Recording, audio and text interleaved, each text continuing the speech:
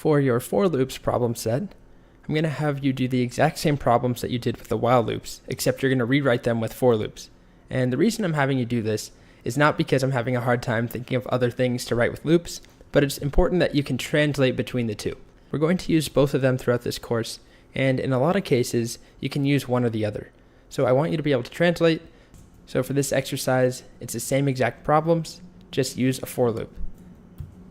So just to jog your memory on the actual problems themselves, you should have 4 different sections in your output separated by a console.log, and the 4 sections correspond to the 4 problems.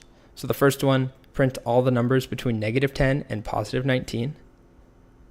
The next one, print all the even numbers between 10 and 40, and then all the odd numbers between 300 and 333, and then all the numbers that are divisible both by 5 and 3 between the number 5 and 50, which we see down here.